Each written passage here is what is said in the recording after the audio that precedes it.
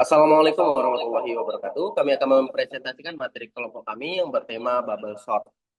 Anggota kelompoknya itu yang pertama saya, Kafi Alfarizi dengan NIM 1224017 dan yang kedua adalah Nindari Panimra dengan NIM 1224035 dan yang terakhir adalah Gega Santana dengan NIM 1224014. Kita akan menjelaskan apa itu materi bubble sort. Apa sih itu bubble sort? Bubble sort adalah algoritma pengurutan sederhana yang bekerja dengan membandingkan dan menukar elemen-elemen yang berdekatan secara berulang hingga seluruh data terurut. Algoritma ini disebut dengan bubble karena elemen-elemen besar mengapung ke posisi yang benar seperti gelembung. Selanjutnya akan dijelaskan oleh Ripa.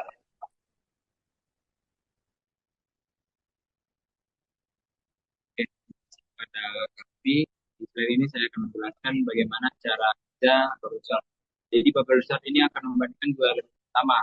Jika urutannya salah, misal ascending tetapi elemen pertama besar, maka akan ditukar posisinya.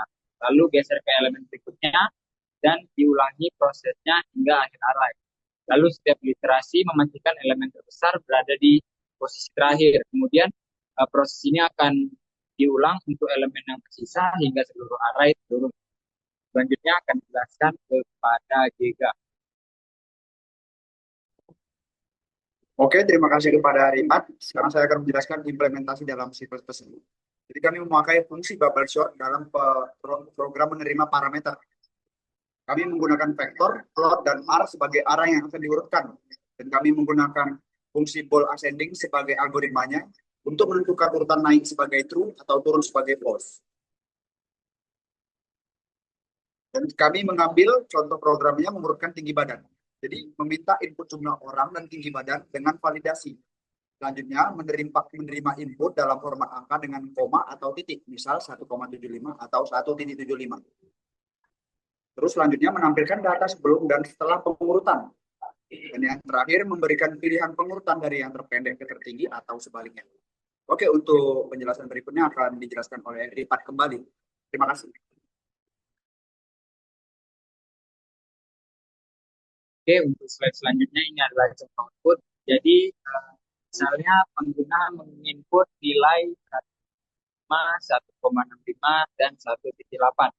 Maka hasil akhirnya itu akan menghasilkan, sorry, jadi setelah diurutkan menjadi ascending, nilai terakhirnya itu akan berubah menjadi 1,65, 1,75, dan 1,8.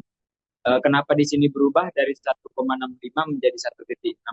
Itu karena kami menggunakan fungsi untuk mengubah dari koma menjadi titik. Jadi misalnya kita menginput nilai yang berkoma, di nilai akhirnya itu semuanya akan berubah menjadi nilai yang bertitik.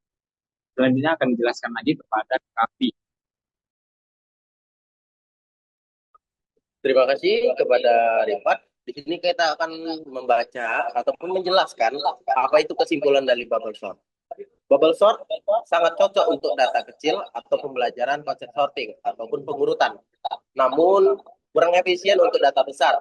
Implementasi dalam program ini juga menunjukkan pentingnya validasi input untuk keandalan aplikasi.